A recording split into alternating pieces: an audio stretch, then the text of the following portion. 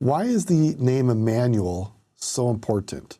As we celebrate the life, death, and the life of Jesus Christ, one of the names that means a lot to me is Immanuel, that means God with us. We have these really amazing passages throughout scriptures that talk about how God suffers with us. And therefore, the word Immanuel, God with us, is a reminder that in all of our trials, all of our sufferings, all of our troubles, God will support us. Let's turn to Matthew chapter 26, verses 36 through 39.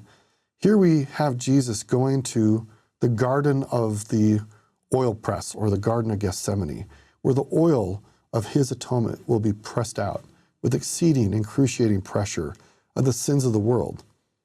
In verse 38, he says to his disciples that were with him, "My soul is exceedingly sorrowful, even unto death.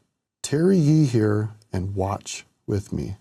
Verse 39, "And he went a little further and fell on his face and prayed, saying, O my Father, if it be possible, let this cup pass from me. Nevertheless, not as I will, but as thou wilt." I love this because Jesus was willing to suffer all things so that he might know how to succor us. The great prophet Isaiah prophesied about this. Turn to Isaiah chapter 53. This is what we learn about Jesus. He is despised and rejected of men, a man of sorrows and acquainted with grief. And we hid, as it were, our faces from him. He was despised, and we esteemed him not. Surely he hath borne our griefs and carried our sorrows. Yet we did esteem him stricken, smitten of God, and afflicted. But he was wounded for our transgressions. He was bruised for our iniquities. The chastisement of our peace was upon him, and with his stripes we are healed. Let's also turn to Alma chapter 7. And he, Jesus, will take upon him death, that he may loose the bands of death which bind his people, and he will take upon him their infirmities, that his bowels may be filled with mercy according to the flesh, that he may know, according to the flesh, how to succor his people according to their infirmities. I've talked in past lessons that the word succor literally means to run underneath.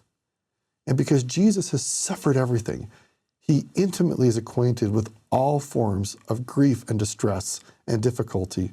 He knows how to run underneath us at every point. He knows where we're at, and he is there to support us, to be underneath us, holding us up. We can be sustained. We can endure yet another day. And every day that we endure is yet one day closer to enduring to the end. And God gives us that power. I'm so deeply grateful for the atonement of Jesus Christ, which has empowered me, and I know has empowered each of you. So this special time of year, I encourage all of us to be more fully trusting of God and to see his support in our lives and to see it in the lives of those that we love and encourage them on their onward progress and their path as they seek to endure to the end, and being willing to fully trust God in their suffering, that he will turn all things for their good.